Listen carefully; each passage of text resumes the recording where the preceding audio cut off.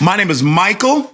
And my name is Michele. And together we are the M&M Show, and we're here to talk to you about the ministry or a millionaire.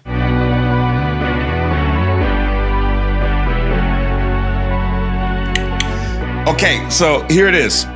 Proverbs 10, verse 22, what's it say? Solomon, wisest fool in the Bible, because he didn't take his advice at the end of his life.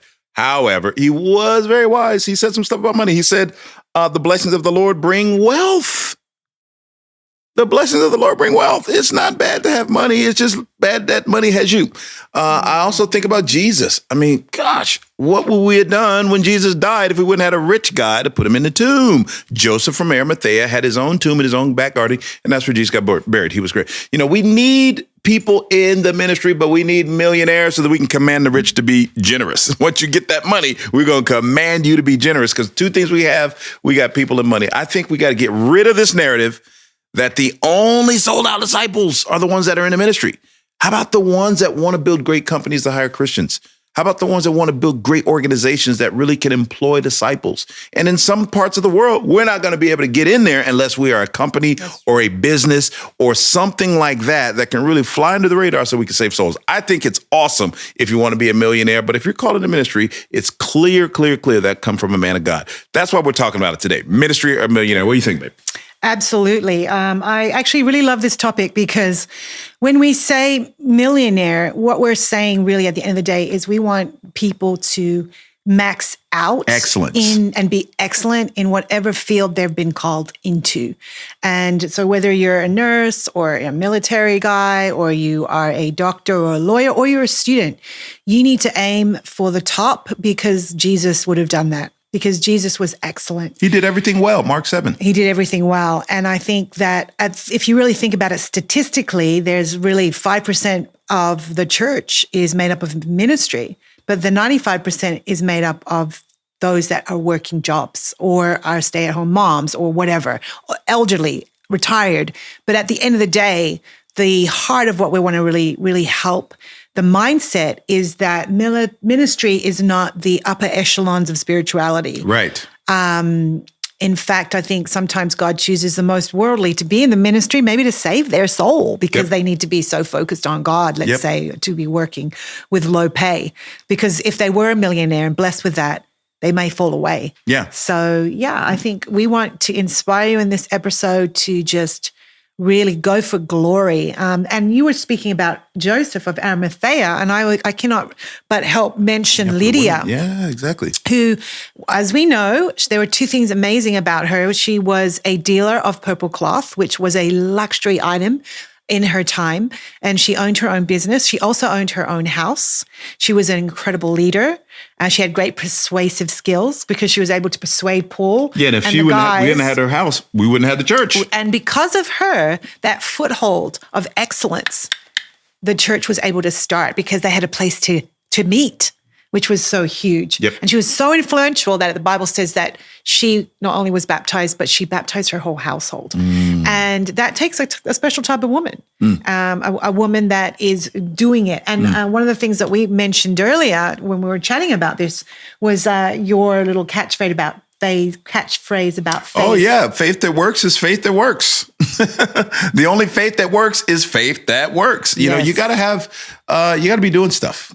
You know, you got to be active. And this episode, most of our episodes are for the singles. We need more. I'm so inspired. We have several different individuals here in Europe and in London that want to start companies and want to employ. You know, I always tell all these kinds of individuals, it's not about, the world tells you to go and get a job. University trains you to get a job. But really, it's not about getting a job. It's about creating jobs. And that's the mindset we have to have as disciples if we're going to go down this road. We want to create opportunities, create jobs. That way we can dictate who's hired and so on and so forth. And even young Michael at a young age, I gave him the book, Think and Grow Rich, just to try and inspire him on, again, being a leader, being someone who can create jobs, not necessarily get a job, which puts God in a box, you in a box. All you can do is what the university has said. And then you become somebody who is not maximized.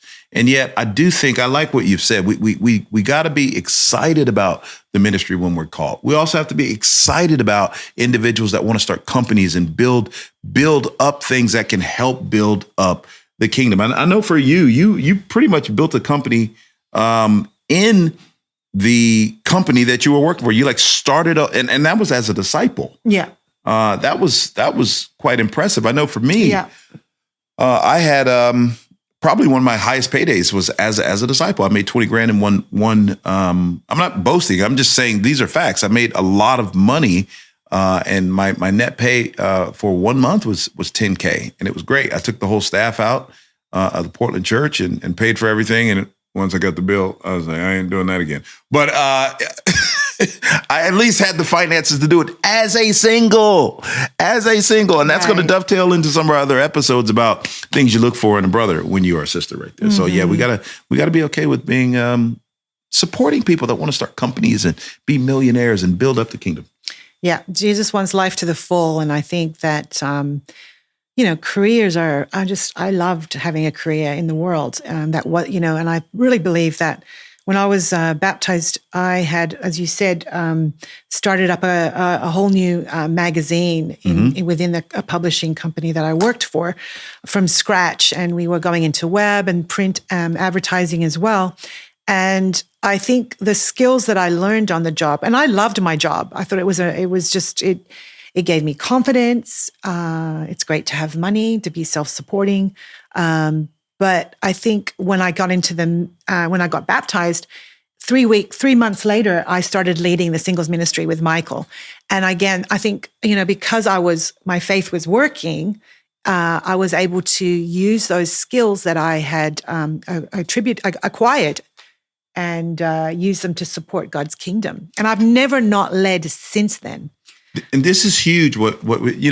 I am so fired up about all the young people that go into ministry. But one of the other things that we don't want to miss the mark on or miss miracles on are the singles that should be going into the ministry that have developed business skills, that have figured out how to put a suit on, figured out how to raise money and fundraise, figured out all these different things as professionals, and they bring that into the kingdom, and it just takes the standard higher. Whereas if you come out of university, you've not really figured out how to resource and how to make cold calls and how to have pressure of, hey, if we don't get the deliverables, then I could be looking for a new job and having to update my CV and my resume and all these kind of things. I think these kind of individuals are powerful when they are called into the ministry. I know we have some disciples. I won't mention them, but we have some disciples that are that are of this ilk, if you will. And I think it's very powerful if you do have the desire to start a company or build a company on up. I think you said it earlier. We don't want to make the spiritual marketplace the only people that are valued in the movement are the ones that are in the ministry. No, we've got to value all those individuals that want to raise money and help. Yeah, for sure. I mean, it's powerful. I mean, I myself was somebody who wanted to start a company, but I realized God was calling me into the ministry. And so I remember asking my boss for half the company and him giving me a strategy to make X amount of dollars. And it was very clear that God was saying, no, Michael, as you said earlier, you need to be in the ministry. You need to be at charity shops. This is going to save your soul, and I'm very fired up about what we do, but I want to inspire you out there. We need to hear more disciples that want to start companies and want to do great things for God. And we want to make sure that we support them in those endeavors and not call them worldly. Absolutely. Shout out to the singles, as Mike said. Singles sometimes are really great for ministry because they've got not only their degrees, but they've learned the discipline of having a job. Yep. There's a lot of discipline learned on the job, as we all know. You've got to get up early. You've got to be cleaned up. You've got to be dialed in. You've got to be focused. You've got to give your heart. You got to serve. You got to be good with social skills, people skills. Otherwise, you get fired. And I think people that have really great integrity at the workplace become great leaders in God's kingdom. So I would just encourage the singles out there to just keep just dialing in and working hard in your jobs. The other thing is the platforms that careers give people to be able to share their faith. You're touching on lives that a lot of ministry people can never touch. Like you may be working in the top floor in New York doing marketing for a incredible fashion label. Those are people that I may never meet, if I'm in New York. But these platforms that careers allow people to infiltrate. I think of Nehemiah, the cupbearer. He was able to influence Cyrus so that he could go back and build the temple. Totally. There's no ministry guy that could have done that. But because he was a and to be a cupbearer, apparently you had to be like really high integrity, obviously, because the king's life is on the line. So he was in these terms a millionaire. He was right there as almost like the bodyguard to the king. So these people are used powerfully by God. And I think too, we can really hurt our testimony as well by not being amazing. When I wanted to leave my job, my boss cried, literally cried, and begged me to stay. That's how much she just couldn't fathom that I would leave because I was doing so much at the job that I was in. And I was a good worker because I had a really high work ethic, and I loved being excellent because I like making more money. And I also like being able to be given the freedom that comes with working hard. You're given a lot more freedom because you're doing the job. So those things, there are just so many great benefits. So I think there's so many reasons why we need to be millionaires as a mindset. It's not necessarily be a millionaire. Again, that's quite hard to become a millionaire. But if that's your mindset, the sky's the limit. Yeah, and I think even for myself, I remember asking Eric for half the company, and he was so shocked that I asked for half the company. But then when I said, listen, God's calling me into the full-time ministry, we're moving to Los Angeles, California, he was so shocked and challenged, if you remember, that he goes, okay, you're starting a location in California. I can't lose you. So I literally moved to LA after quitting my job for the ministry. My boss liked me so much. He goes, no, you need to keep we're just going to open a new location in LA. So that's how we actually got into the ministry, by us having kind of that $1 million mindset in the work field. And then even after several months, he paid me. And I really honestly didn't do quite that much because I was really leaving for the ministry.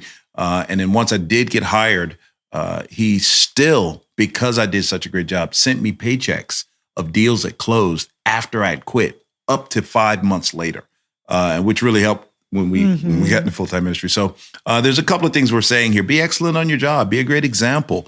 I do think, yes, it's a millionaire mindset, but also we need individuals that are high earners, that are baptizing and getting baptized and starting companies and creating opportunities for disciples to really impact at those high levels. And if you're called into ministry, a man of God or woman of God's in your life, they're going to challenge you. They're going to know who you really are. And if you are someone who is dare we say, a millionaire, and you make a lot, then we'll pull out 1 Timothy on you and we'll command the rich to be generous. You can help us evangelize the world. Yeah. We love you, and to God be all the glory.